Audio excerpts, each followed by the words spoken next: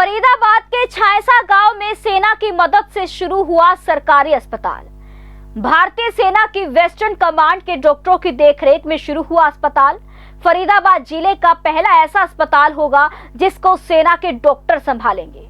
छायसा गांव में Atal Bihari Vajpayee medical college जनता को समर्पित। फरीदाबाद जिले के छायसा गांव में भारतीय सेना की मदद से एक ऐसे सरकारी अस्पताल की शुरुआत हुई है जो जिले का पहला ऐसा अस्पताल होगा जिसको सेना के डॉक्टरों की देखरेख में चलाया जाएगा। इस अस्पताल का नाम अटल बिहारी वाजपेयी मेडिकल कॉलेज अस्पताल है। वीडियो में दिखाई दे रही ये तस्वीरें जिले के पहले ऐसे सरकारी अस्पताल की है जिसको सेना के डॉक्टरों द्वारा संचालित किया जाएगा। इस अवसर पर बोलते हुए हरियाणा के परिवहन मंत्री मूलचंद शर्मा ने कहा कि इस अस्पताल से एनसीआर क्षेत्र सहित पूरे फरीदाबाद जिले को लाभ पहुंचेगा। उन्होंने कहा कि अब जिले में बीमार लोगों को परेशानी नहीं झेलनी पड़ेगी। इस मौके पर केंद्रीय राज्य मंत्री कृष्ण पाल गुर्जर व हरियाणा के परिवहन मंत्री मूलचंद शर्मा, विधायक फरीदाबाद नरेंद्र गुप्ता, विधायक बलखड़ सीमा त्रिखा, सेना के अधिकारी और जिला प्रशासन के अधिकारी मौजूद रहे। बता दें कि यह अटल बिहारी वाजपेयी मेडिकल कॉलेज अस्पताल भारतीय सेना की वेस्टर्न कमांड के सहयोग से शुरू हुआ है। इस अस्पताल में 100 बेड का इंतजाम किया गया है जो सभी ऑक्सीजन से लैस होंगे और साथ ही इसमें 35 वेंटिलेटर बेड की सुविधा भी दी गई है।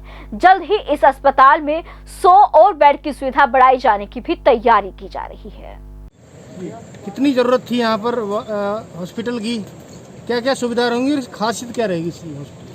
देखिए, आज हमारे बीच में वेस्टर्न कमांड के लेफ्टिनेंट जनरल इंद्रजीत सिंह जी इस शुभ अवसर पर हमारे बीच पहुँचे हैं और वेस्टर्न कमांड के द्वारा 100 बेडेड कोविड हॉस्पिटल का आज यहाँ पर लेवल 1 हॉस्पिटल का आज शुभारंभ हुआ है जी। और जब भी देश पर कोई इस तरह की आपदा आती है हमारी सेनाओं का उसमें बहुत बड़ा योगदान हमेशा रहा है। और आज भी जब देश और दुनिया पर ये कोविड का संकट आया है तो हमारे देश की सेना उसमें अपना भरपूर सहयोग कर रही है। और उसी निमित्त फरीदाबाद के इस छायसा में अटल बिहारी मेडिकल हॉस्पिटल में वेस्टर्न कमांड द्वारा 100 बेडेड कोविड हॉस्पिटल का आज लेवल 1 का शुभारंभ किया गया है। इससे इस इलाके के संक्रमित लोगों को बहुत बड़ा फायदा होगा।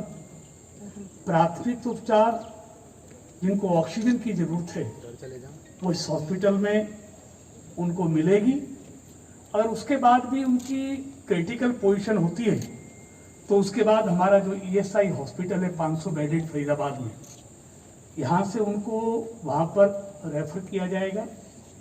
वो व्यवस्था यहाँ पर एम्बुलेंस की भी होगी और अभी बहुत जल्दी 30 वेंटिलेटर भी इस हॉस्पिटल में आ रहे हैं। उसके एनेस्थीसिया के डॉक्टर भी यहाँ पर आ गए हैं। तो इससे बहुत बड़ा फायदा हमारे इस एनसीआर के रीजन फरीदाबाद के लोगों का होगा, क्योंकि अब संकट का समय है, राजनीति का समय नहीं है। इस संकट के समय पर हम सब देशवासियों को मिलजुल कर इस कोविड जैसी बीमारी से लड़ना है, इसको भगाना है और इसमें सबका सहयोग मिलेगा ऐसी हमारी अपेक्षा है। आदरणीय प्रधानमंत्री जी के मार्गदर्शन में पूरे देश में इस कोरोना से लड़ने के लिए तरह तरह की व्यवस्थाएं बहुत तेजी के साथ हो रही हैं।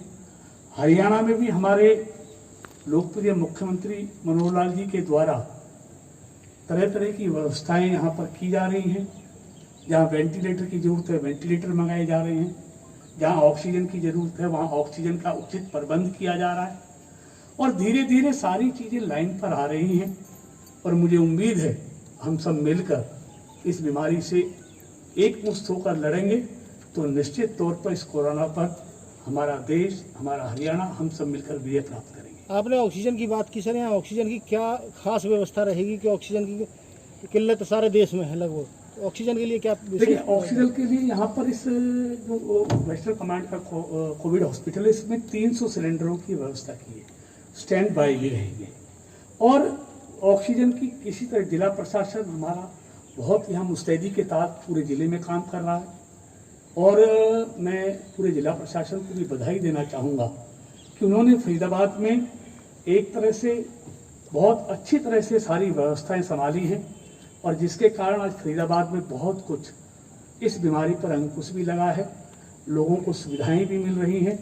और गैस की आप देखेंगे कि पूरे देश में तरह तरह की दिक्कतें गैस को लेकर आ रही थी।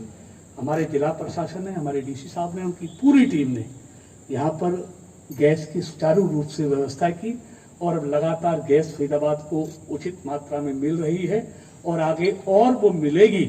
गैस की कोई कमी फरीदाबाद में नहीं रहेगी। और जो वेस्टर्न कमांड का कोविड हॉस्पिटल है, इसके लिए किसी तरह से गैस की कमी नहीं रहने दी जाएगी। सर, एक मामला आपके संज्ञान में, एक मामला आपके किस क्राइटेरिया पे एडमिशन होगा, कौन एडमिशन कराएगा इस अस्पताल में, क्योंकि अगर खुल जाएगा तो सारी भीड़ आ देखिए, हमारे सिविल हॉस्पिटल के लोग भी यहाँ पर हैं, जिला प्रशासन के लोग भी हैं, और जो सेना के हमारे डॉक्टर्स हैं, नर्सिंग स्टाफ है, पैरामेडिकल स्टाफ है, वो सारा यहाँ पर है। और जैसे भी उनके लिए कोई पुराना पेशेंट आएगा, उसकी जांच होगी, प्राथमिक जांच होगी। अगर वो उसका RT-PCR होगा या एंटीजन टेस्ट होगा, टेस्ट होने के बाद अगर वो कोरोना संक्रमित निकल रहा है तो उसको दाखिला दिया जाए। सर, लोग आपको सुन रहे हैं। सर, एक सवाल ये है कि क्राइटेरिया क्या है, किस ऑक्सीजन लेवल तक लोग यहाँ पर आ सकते हैं, उनकी हेल्प हो सकती है, उनका इलाज हो सकता है? देखिए, जैसे ही ऑक्सीजन लेवल का क्या क्राइटेरिया? देखिए, जैसे 93 से 92 से 93 से नीचे ऑक्सीजन लेवल आएगा, उसको तुरंत ऑक्सीजन की जरूरत पड़ेगी। और मैं समझता हूँ 93 से नीचे आने के बाद उसको ऑक्सीजन दी जाएगी, ये उसका क्राइटेरिया है। समझे नहीं, मैं नीचे की बात कर रहा हूँ सर। नीचे का क्या क्राइटेरिया है, किस ऑक्सीजन लेवल तक यहाँ पर लाया जा सकता है, क्या यहाँ पर सुविधा है? क्योंकि 50-60 कब तक यहाँ पर लाया जा सकता है, डॉक्टर्स का क्या कहना है? देखिए, जो यहाँ के असल में डॉक्टरों की स्पेशल टीम यहाँ पर हमारे मिलिट्री से यहाँ पर है, सिविल हॉस्पिटल के लोग भी उनकी सहायता के लिए यहाँ पर रहेंगे। वो लोग तय करेंगे कि कितनी ऑक्सीजन तक यहाँ तक पेशेंट को रखना है, वो चिकित्सक तय करेंगे। और उसके बाद उससे अगर ऑक्सीजन नीचे गिरती है तो तुरंत उसको उसकी क्रिटिकल पोजीशन, अगर डॉक्टर कहते हैं कि इसके इस ऑक्सीजन लेवल से नीचे आकर उनकी क्रिटिकल पोजीशन हो गई है, तो तुरंत उसको ESI को रेफर कर दिया जाएगा। उद्घाटन तो हो गया। एक मामला शायद आपके संज्ञान में नहीं है, यहाँ के लोगों ने, स्थानीय लोगों ने उठाया था कि यहाँ पर नल्हड़ से भर्ती होकर आ रहे हैं जो लोग, वो काम करेंगे। और यहाँ का स्टाफ था करीब 300-400 आदमी का, वो निकाल दिया गया है। एक तरफ सरकार कहती है हरियाणा सरकार के लोकल बंदों को जॉब दिया जाएगा। देखिए, ऐसा नहीं है, ये अभी तुरंत इसको चलाने के लिए तुरंत 4th क्लास कर्मचारियों की जरूरत थी जी।